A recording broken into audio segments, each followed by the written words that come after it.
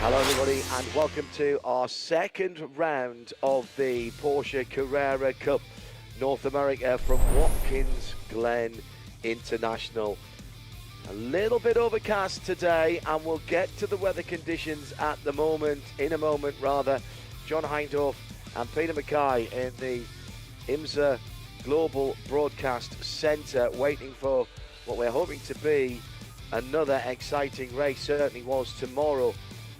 We will remind you of that in a little while. Beautiful green surroundings here in a circuit that is absolutely superb. It's got a little bit of everything. In upstate New York, Finger Lakes region, lovely to come here at any time of the year. Plenty of hiking and biking trails here, as well as warm welcome and hospitality by the locals. And they love their sports car racing as well.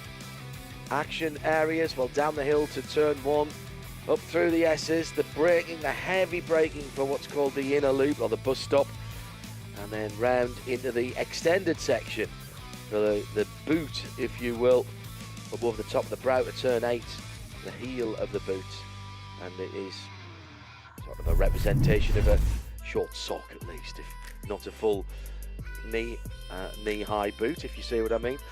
We'll get to the conditions this morning in just a moment. Yesterday, we had a cracking race.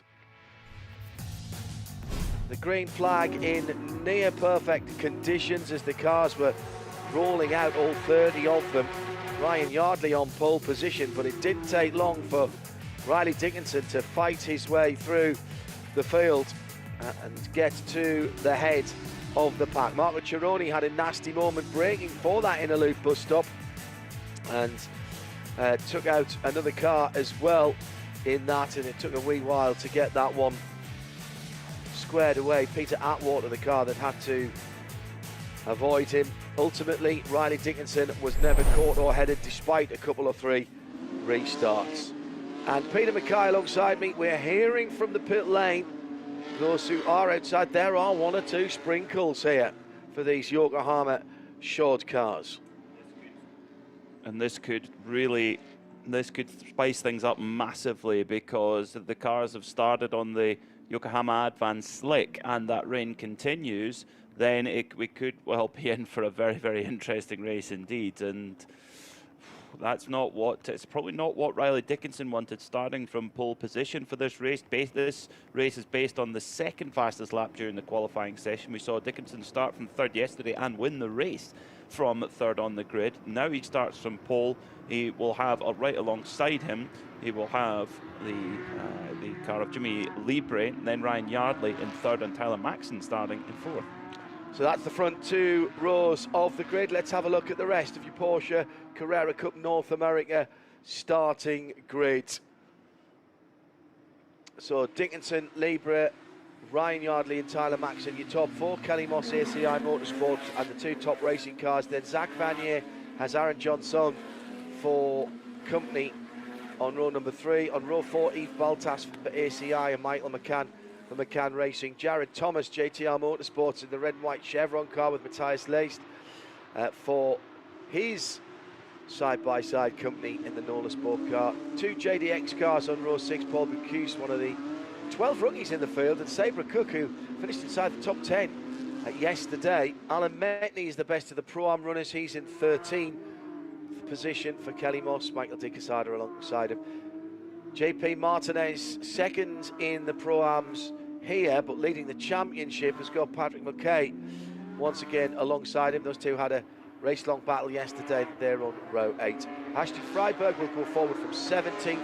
Jean Chatouin from 18th. Matty Stewart finished inside the top 20 yesterday and will start from 19th today with Wes Slimp alongside her. Scott Blind is the best of the Masters with Peter Atwater alongside him on the 11th row of the grid. Then Richard Edge, Rob Walker, James Sofronas, Todd Parrier, Jody Miller and Brady Behrman. And James McCann and Marco Cironi, after that accident yesterday at the inner loop, not starting. So 28 of the 30 cars have made it back to the grid. Lights are out on the Porsche 911 safety car. 40 minutes on the clock. Let's get ready to race here at Watkins Glen. The safety car peels off right-handed and leaves the field in the hands of Riley Dickinson. It's the Sealand's 6 Hours of the Glen weekend and the second competition for Porsche Carrera Cup North America. It's a long hold as they come down to the green flag, which is in the air, and we are racing. Riley Dickinson pushed across to the inside wall. Ryan Yardley right on his tail, might be bump drafting him down the front straight as Jimmy Lieber comes around the outside. He by far got the best start. There's a touch and there's 4 wide and Dickinson's in the wall. Dickinson in the wall on the right hand side, the championship leader in trouble early on, but he's still moving. Maybe got away with that. Has he got a puncture? No, there's a huge accident behind. That will have been the knock on. This will be a red flag, I think. We can't drive through that. We've seen this before with the Porsches here at Watkins Glen International. They funnel down. Someone will have gone wide going through turn 1 and got squirrely coming back on the curbs, facing the wrong direction. Cars all over the place. The green number 12 turning around right in the middle of that as well is Jody Miller in the silver number 21. Scott Blind, championship leader in the Masters class as well. Todd Parriott, I think, got through. Second place driver in that championship. There's still a bit of Austin Powers back and forth going on to get the cars moving. It's Peter Atwater again hoping to drive away. He may well have dodged yet another accident. He dodged one yesterday. Looks like he is going to be able to drive away from that accident. I think he may well have a... Is his front left tyre maybe going down? I thought that. So we'll see. Riley defending with the green and white car. Round the outside, Jimmy Lieber. And then we get 3 across the track. As I said, people coming back on. Riley Dickinson did brush the wall and the edge of the track, but it's behind him where it all goes on. My goodness me. We had a car up on its side for one moment or two, and that was Jody Miller's number 21 car that took a wild ride. And James Sophronis as well, getting into that as well, into the back of another car. Oh, it's all arms and elbows. Oh dear. That was a very acute angle hit as well by a car further back down the field. I think that's the car at the back there. We've lost at least 3 cars in that, possibly even more.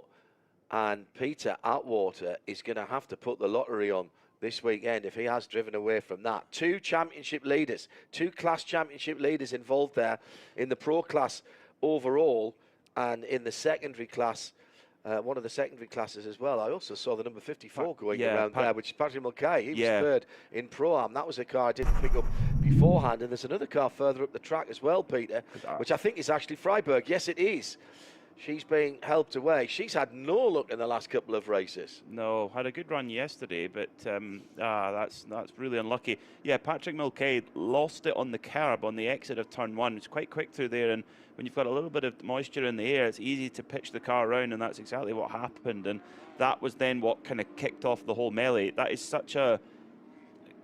It is an accident we've seen several times at that section of the Watkins Glen circuit. We've had it in the Sealand 6 Hours of the Glen in the past, where you just need one car to even, not even crash, one car to even have a moment, and it can trigger a big accident.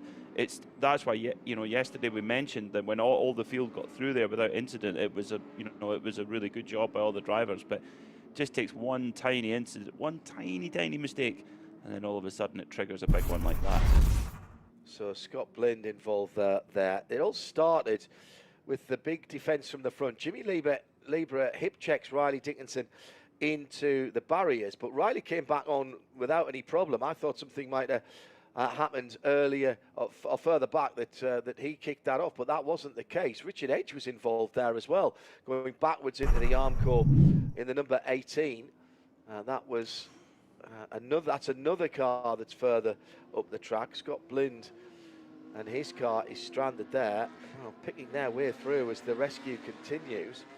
Dickinson drove away from the incident, but it looked like Libra, when he got onto the curb, he just had a little bit of a moment, and that kicked him to the right slightly, and that was when he made contact with Dickinson, which then moved him across into the wall on the over on the right-hand side.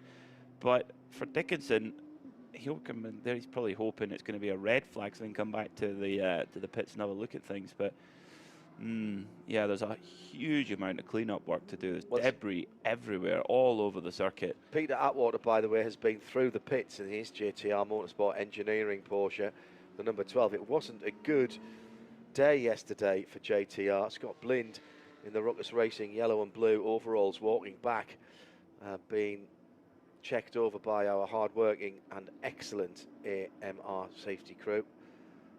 Walking past another one of the cars involved. That was the ACI car. I think that was Marco Cironi's car. No, Marco didn't start, did he? Excuse me. So that would have been Richard Edge's car, the number 18. Yes, it was. The AMR safety crew, they have an amazing set of skills in terms of how they deal with an incident, but also they almost have to be a little bit of a shoulder to cry on as well, because often they're escorting a driver or helping a driver back, and they might be physically fine, but they're obviously very angry that the race is over, and they've got to have a calming nature just to diffuse the situation down, and that's quite a set of skills to have. Incidents at turn 1 and turn 2 under review. Peter Atwater was in the pits from pit in to pit out for about a minute, and it's a 38-second transit time. Everyone else behind the Porsche safety car. This is not just about clearing up the track, Peter. There was a couple of the steel barriers that took a pretty big hit, and I would think they'd want to have a look at that as well. There's a lot of fluids down on the track, as well as pieces of car, and in behind that Porsche, white Porsche safety car, at the moment there's no way of shortcutting that. If it was on the front straight, you could have gone down the pit lane, and they're having to drive through that. So Riley on driver's right, camera left, is defending against Ryan Yardley. The black and red car, Jimmy Lieber, goes round the outside. Also right in there as well was Yves Boltas.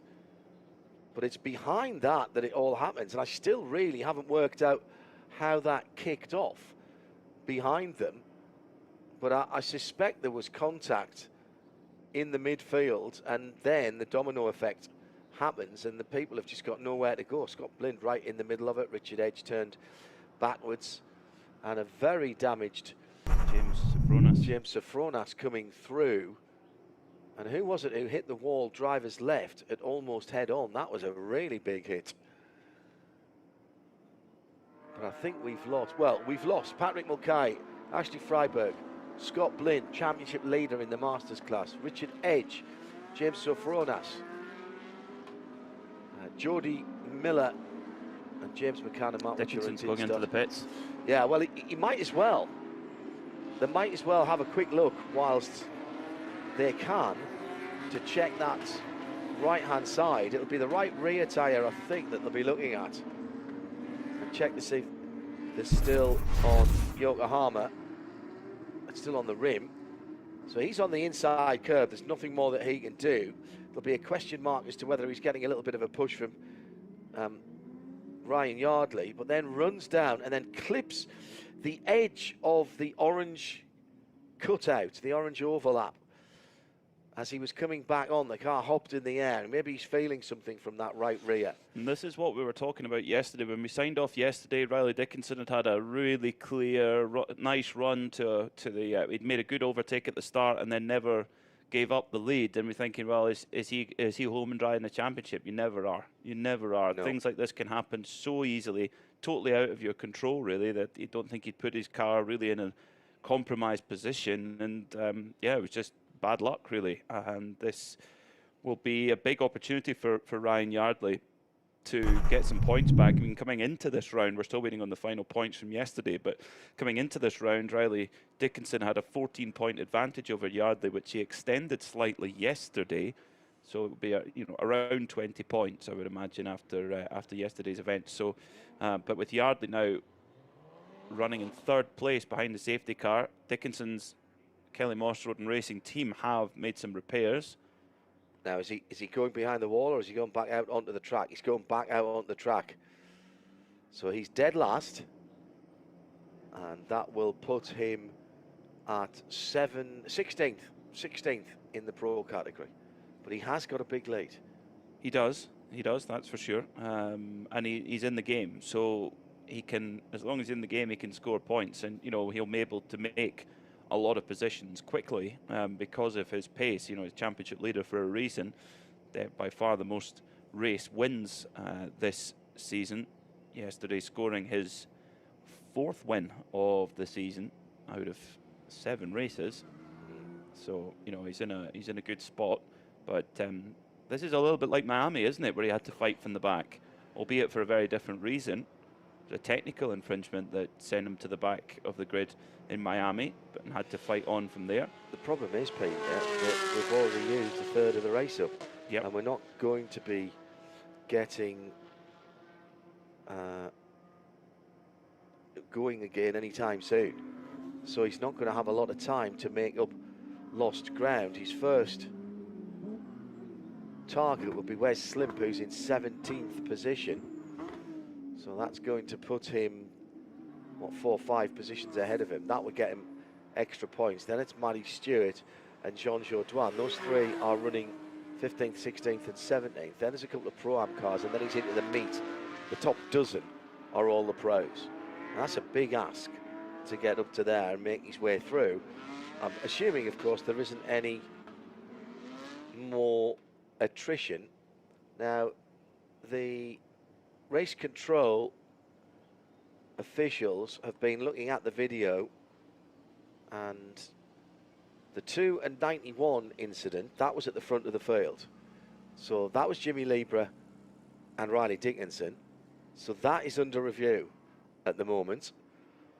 I suspect that Jimmy Libra will get a penalty for that. You think? Yeah, I think he'll get a penalty for that. I think he'll get a penalty for leaning on him through the corner and not giving him enough room. Cut right across as well, going into the corner. But look, that's just my opinion. My opinion doesn't count for anything. What happened behind is still, I think, under discussion, because it's very difficult to see in the middle of that pack where that all started. That was. It looked to me like the initial part was Patrick Mulcahy spinning, and that triggered everything off. Patrick Mulcahy and the kind of silver and yellow machine, number 54. So we had 4 drivers. Yeah, there's definitely contact between Jimmy Libra and Riley. That allowed Zach Vanier and Tyler Maxson to go through. I haven't mentioned those 2, but they, of course, are leading. But there's something else that must have happened further back. And there's the first spin. So if I keep my finger... Mulcahy.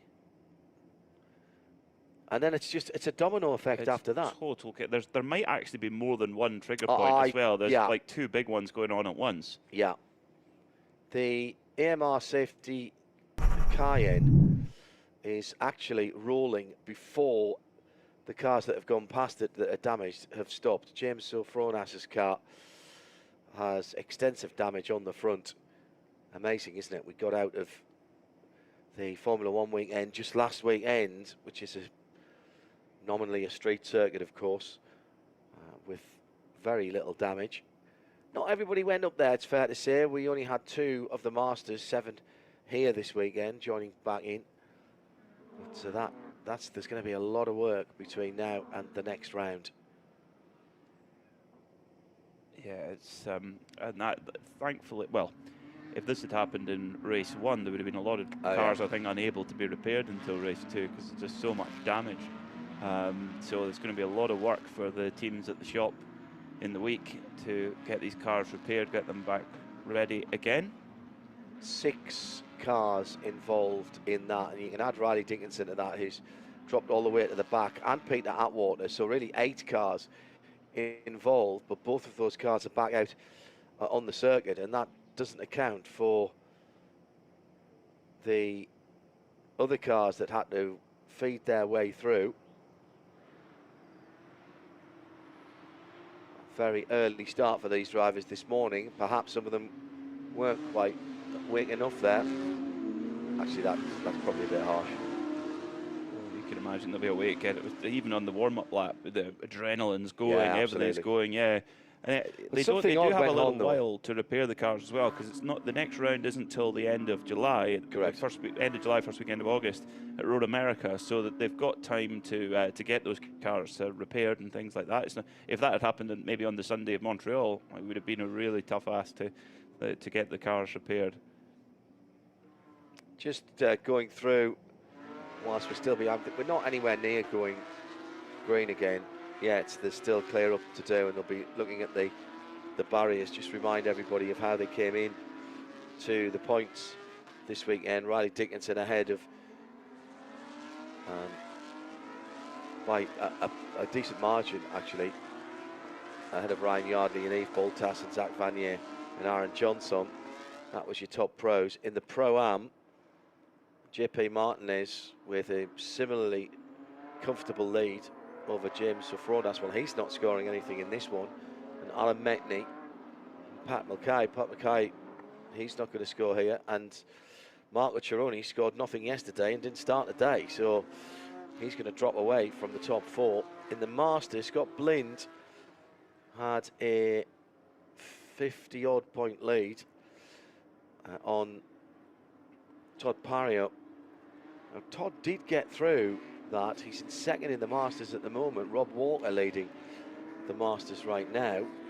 And Todd was second yesterday, so lost minimal points to Scott Blind in the Masters Championship. And with Blind scoring 0 now, this is a great opportunity for Todd Parriott to close that gap down. So, like we said yesterday, the tables can turn very, very quickly in a championship like this. Just takes one incident. Tyler Maxson and Aaron Johnson at the head of the Rookies Championship. There is a separate Rookies Championship, as once again they pick their way through the debris field and through where the safety workers are on track. And again, Aaron is slightly ahead at the moment in that championship. Second at the moment in this race to Tyler Maxson, with Jared Thomas, who hasn't had the best start to the season, in third. Who it's really hurt this weekend is Ashley Freiberg, who was knocking on the door of second position with Paul Bocuse. But that'll be no points for Ashley in this one. No, unfortunately not. As Aaron Johnson's gap, he had 16 points coming into this weekend. That gap was trimmed slightly, but with Tyler Maxson taking some points back. So this is an opportunity for Tyler Maxson, sitting there in second behind Zachary Vanier, who had a good weekend at Montreal, didn't he? Yeah. So he'll be hoping to try and back this up, and there's no better opportunity now to try and get a first win of the season on the board. It's winners so far in Pro. Dickinson, Boltas and Yardley are the three drivers who have won so far, which, as we mentioned, 4 wins for Dickinson out of the first 7 races. 22 minutes left on the clock. Bit of rain coming in as well. Yeah, a little bit. Halfway through here then. Yes, exactly. We've spent half the race behind the safety car, unfortunately. I hope they've put enough fuel in the Carrera White. I'm sure 992. Of course they have. They're professionals. Of course they have. So think of this for the drivers as well. They put so much preparation into each race weekend. They had a full race yesterday, of course, but a few safety car interruptions. But now more than half the race being behind the safety car. This must be hugely frustrating. They could probably just want to get on with it and get their race in, but that's where it can be sometime. Well, actually, you say that, and the lights are out. Good news. So we're going to have half a race, at the very least. Zachary Vanier probably was quite happy. No. Leave them out there. There's no asterisk. He doesn't get any fewer points. So heading down to turn 8 then, and the safety car will peel off into the pit lane as it comes round to the final corner, about a third of a lap's time. So it's Zach Vanier in the JDX racing car from 2 top racing teammates. That's Tyler Maxson and Ryan Yardley.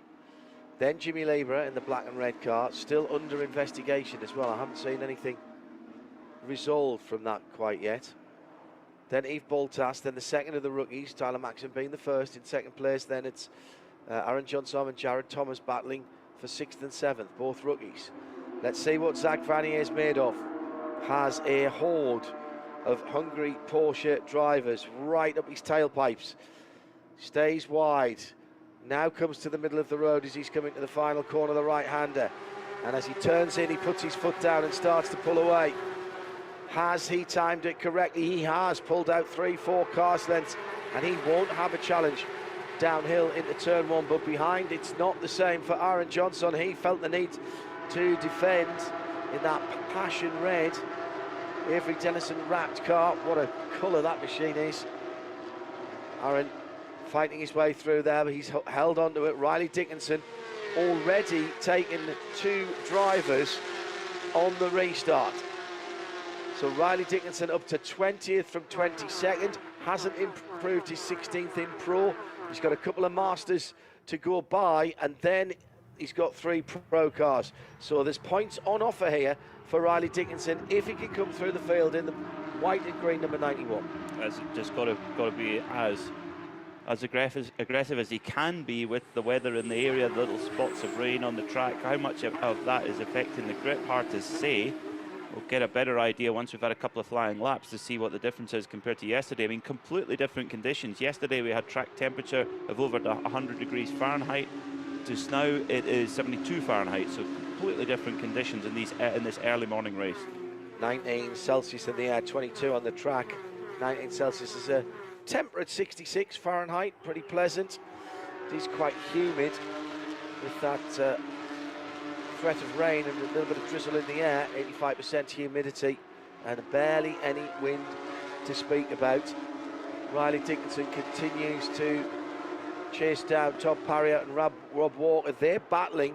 It's a number 13 and 53, second and first in the Masters category, down in 18th and 19th position in a rather pared down Masters category after that first lap, second corner incident.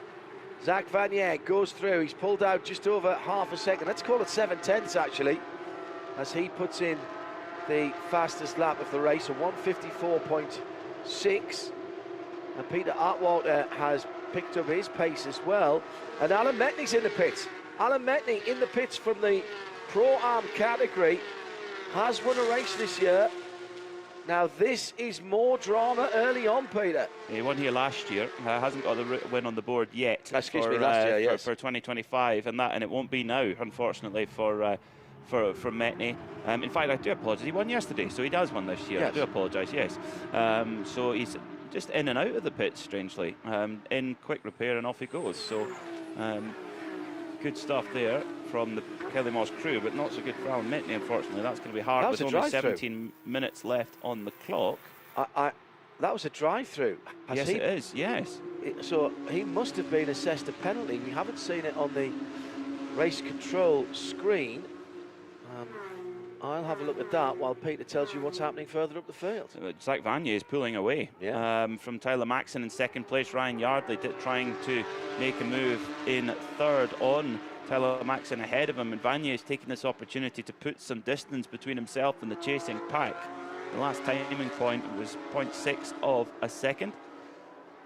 Getting word from the pits that actually the 99 car changed the front right tyre. That's a really, really fast change to get through the pit lane, change a front right tyre, and get back going again in 37 seconds. So the pit transfer lane time is quicker than that. Yeah, that is incredible.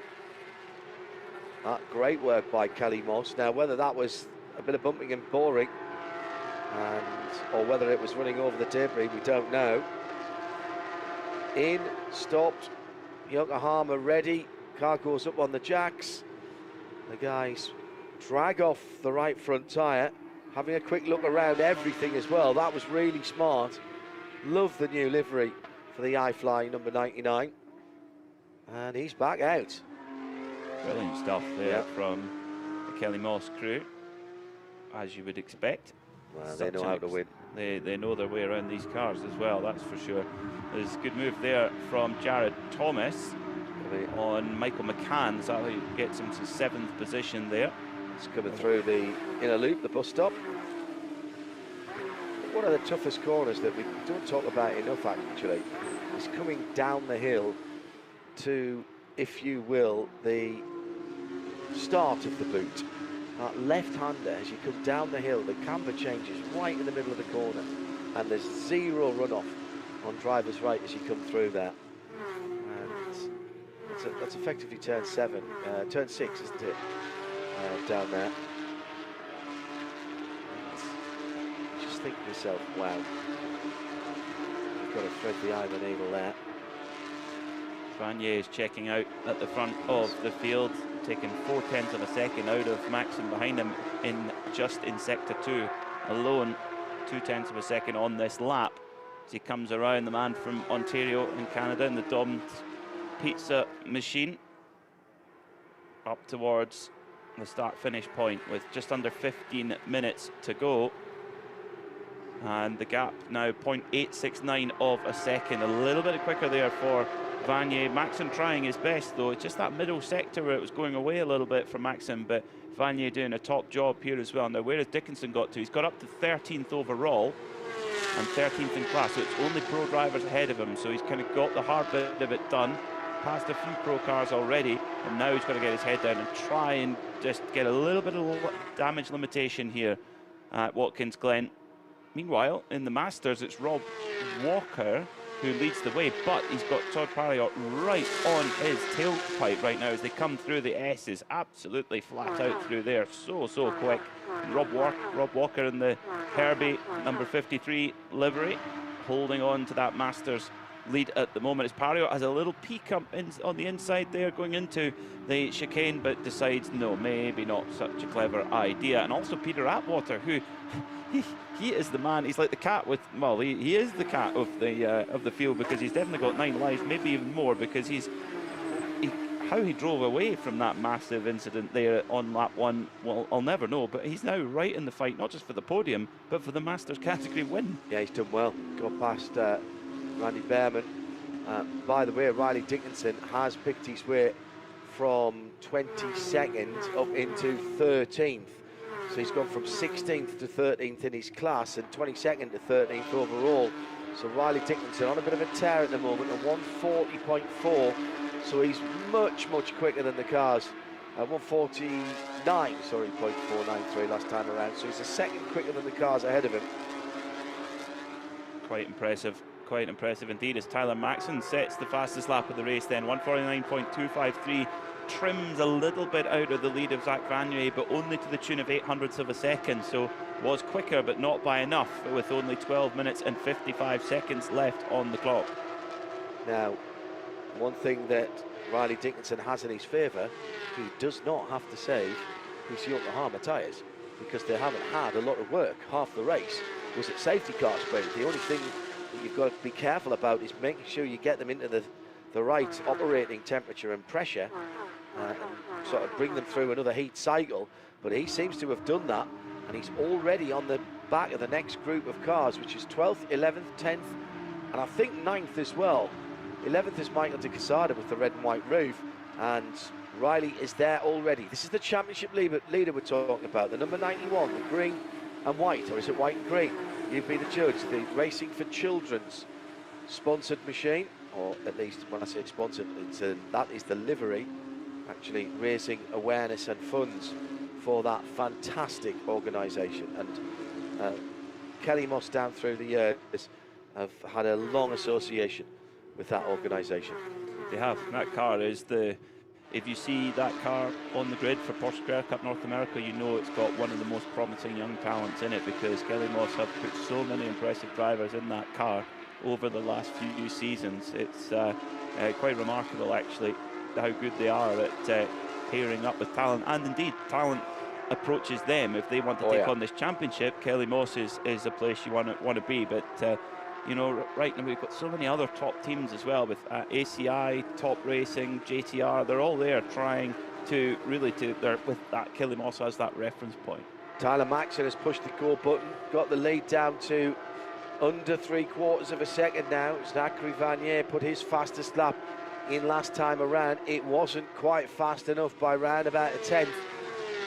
Tyler Maxson takes the overall fastest lap of the race, 0.711 of a second, then another 0.8 back to Tyler Maxson's teammate Ryan Yardley.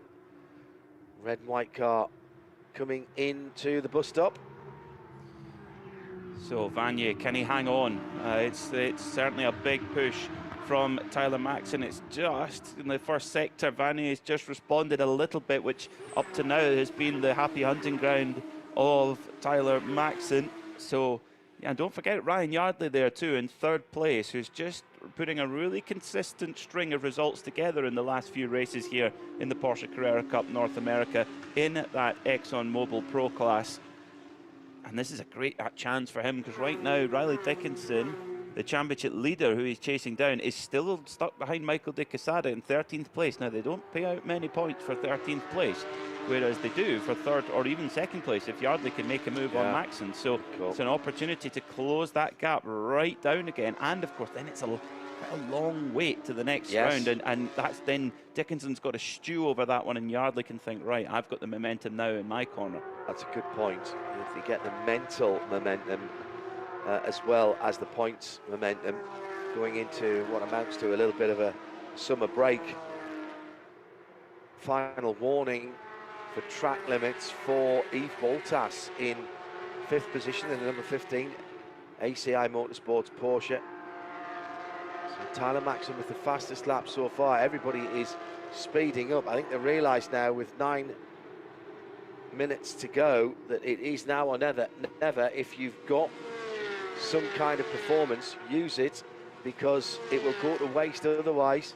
Riley Dickinson, still in 13th, has been unable to get by Michael De Quesada, and I thought he would have breezed past, not breezed past, but I did think he would have got through into the top 10. Has just got through past De Quesada. Has he? Goes around the outside, coming back on the main circuit out of the boot, but that sent him a little bit wide, coming through turn 10 and had to back out of it. Can't afford to score nothing here, and I'd say the same for Ryan Yardley. It would be lovely to get more points for second, and he's only 1.3 seconds away from the leader, Peter Mackay, but he can't afford a non-score here. No, he's got to take the advantage when he's got it. Take what you can, take what you can for sure. And you got to also think that Maxson's in place to have a really strong result, and will be determined to try and get that first win. Yardley's got that first win in the bag already for the season, so yeah, they're in different positions. But Vanier also, I mean, what a performance from him, taking full advantage of that melee at the start and getting his way through, picking his way through really well. Oh yeah. This big moment for Zach and his dad, who often drive to every round of the Carrera Cup North America, just to try and save some budget, because it is not it's not easy for these young drivers to put the financial package together to get themselves keeping going up the ladder. And right now, this would be a hugely emotional win for Zachary Vanier here at Watkins Glen. Down at the first corner, having completed 12 laps. 7.5 to go.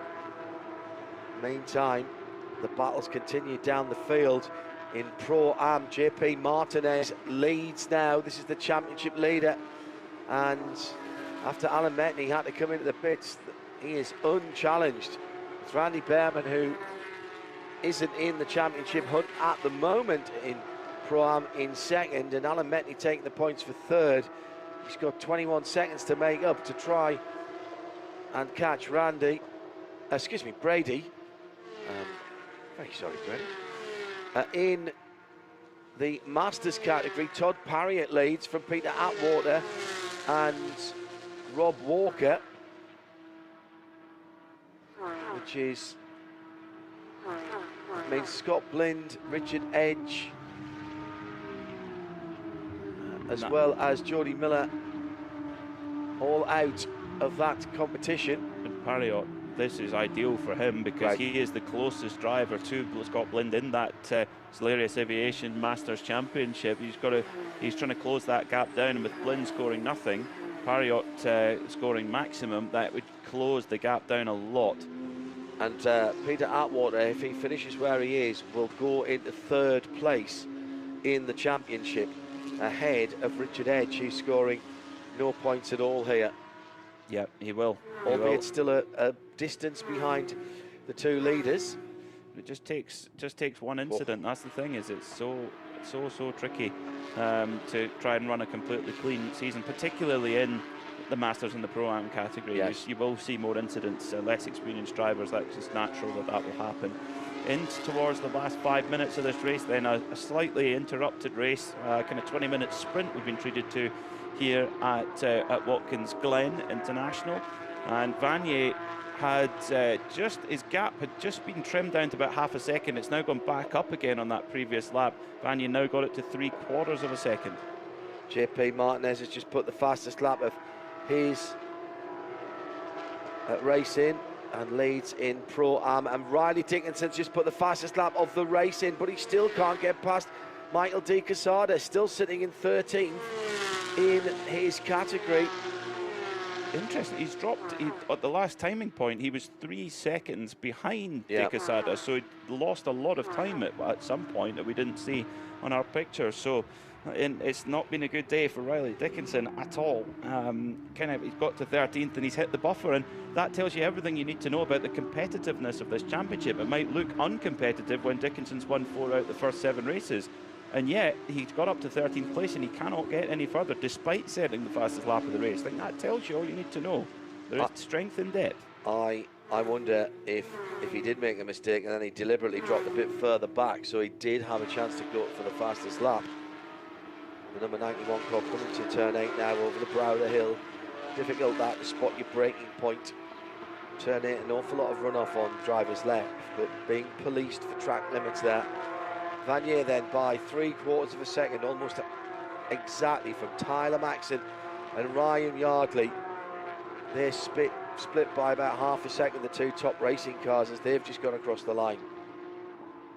And we're down now into what will be, I think, 3 to go, I would say. 3 to go, yes. 2 after this one. Yeah, 2 after this one. Yeah. 2 after this one, yeah. So is that, and the top 3 is still really, really close. The GDX racing machine of Zachary Vanier trying to hold off Tyler Maxson. Maxson quite strong through that opening sector, trying to put the Don's Pizza machine of Zachary Vanier under pressure, and Yardley is right there. Should there be any kind of bickering at all, he'll be right there to try and pounce and pick up the pieces. As they head down the hill then towards the chute, the front of the ankle of the boot, if you like, and then down towards the toe of the boot. Amazing piece of racetracks. I don't think there's many places in the world, many racetracks in the world that have such a flow that Watkins Glen has. You keep the minimum speed is so high here.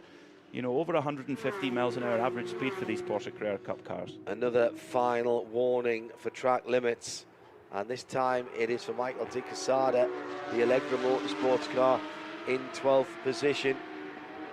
So there's a few people walking a very fine line, a very fine white line at the edge of the track. The leading trio coming through and rejoining the main part of the circuit, heading towards turns 10 and 11. Now, about to start their penultimate lap. There'll be one more after this one underneath the starter stand, and Vanier has driven a good race here, Peter. He's done what he's needed to do. His lead's been chopped by another couple of tenths. I feel that this one is not over. There still could be a little lunge at some point. In some ways, though, what I will say, I'm going to sort of argue against myself here, Peter, unusually for me, is that Yardley, Maxson and Zach Vanier all have good reasons to want to finish this race. Now, a moment or two ago, Riley Dickinson going very, very wide indeed through turn 8 as De Quesada got sideways trying to make the overtake on Sabre Cook and didn't get it done. Yeah, so it's that's again going to hold up Dickinson too, and he's just going to hopefully try and pick up a couple of places on the last lap if he can. But right now, Vanier, his gap is being trimmed down. The only thing is that on a fast circuit like this, the aero wash from the car in front makes a difference. There's turbulent air coming out of the car in front of you, and that affects the aerodynamic performance of your car, and therefore that makes it quite difficult to set up a pass. Because the corners are quite fast, you don't have that big braking zone as well to try and make that overtaking opportunity. We have seen a lot of races here won from pole position. Not fun enough this weekend, but in the past that's been the case. and Maxon is able to match the lap times of Vanier, but isn't quite able to get close enough to make that move. Yeah, not make a substantive move where he's got alongside and he can try and force a mistake from the leader with just under 30 seconds on the clock. The white flag will be waved by Tony on the starter stand this time in her usual enthusiastic way. Oh, I don't think that was Tony, actually. So down into the first corner. That is still the same sort of gap, half a second. Half a second, 0.1 of a second, 0.01 of a second at the line. Doesn't matter, so long as it's in the positive column. And if anything, Ryan Yardley is closer than he has been for some time to the blue car of Tyler Maxon, the Apex Financial car ahead of him. There might be a move here by the third place car into the bus stop this time around. No, can't get it done. Further back down the field, Michael de Quesada has got ahead of Sabra Cook in the battle for 12th and 11th, but Riley Dickinson has still not been able to clear that little group of cars. He's probably going to take 13th, maybe 12th position and the points. We're hearing from race control very late in the day. 11 and 37, Sabra Cook and Michael de Quesada got together, and that is under review, a turn one incident. And that's a different one to what we saw, the incident that was later on in the lap. But Zachary Vanier, what can you say about this young man, the young Canadian, who is held off at not one but two cars right on his tail the whole way through here as he comes up towards the final sector now. Just got to hang on for another couple of corners and he will have a first win of the season. That incident between Sabra Cook and Michael de Quesada has been reviewed very quickly. No action deemed necessary from race control. Second race of the weekend, and Zachary Vanier picked his way through the carnage that was going on ahead of him and will take the checkered flag at Watkins Glen International on the Sealands 6 hours of the Glen weekend. His margin of victory in the end, pretty much exactly half a second. He won't care. It could have been half a minute. It could have been half a hundredth. He and the Doms Pizza machine have taken the victory, his first of the season. What a journey it's been for him. Ahead of Tyler Maxon and Ryan Yardley, Jimmy Libra holds on to fourth position. I think that some of those early incidents are going to be reviewed post-race actually. To the line, further down the field, JP Martinez, further back down the field than he would have hoped in the number 4 car. He's normally on the edge of the top 10, 15th for our Pro-Am winner. But it's a class win, that's all that matters. They only offer out the points for class wins. The Solaris Aviation Pro-Am class, JP Martinez, and what a drive from Todd Parriott. You know, he had a pretty tough time of things in Montreal, where Scott Blinn was a lot quicker, and that would have stung, I think. And yet he's had to fight through two other cars, Rob Walker and Peter Atwater, to get those points. When Blinn was parked up at the side of the road, Parriott had to pounce, and that's exactly what he did in that Solaris Aviation Masters class. And Peter Atwater involved in not one but two major incidents that he somehow managed to swerve, and that second position will take him to third in the Masters category. Unofficial results then: Vanier, Maxon, Yardley, they'll be on the podium. Libre, Boltas, Aaron Johnson. By the way, Tyler Maxon the best of the rookies, and then rounding up the top 10 for Jared Thomas, Michael McCann, Paul Bacuse and Matthias Least. Better result for Jared Thomas and the JTR team today. They didn't get a car home yesterday. Outside the top 10, Michael de Quesada got by Sabra Cook in the last knockings of the race. Riley Dickinson fought back from 22nd to 13th. He'll have been hoping to get a little bit further up. Then it was Jean Chaudran. JP Martinez in 15th takes the green number panel cars. That's the Pro-Am.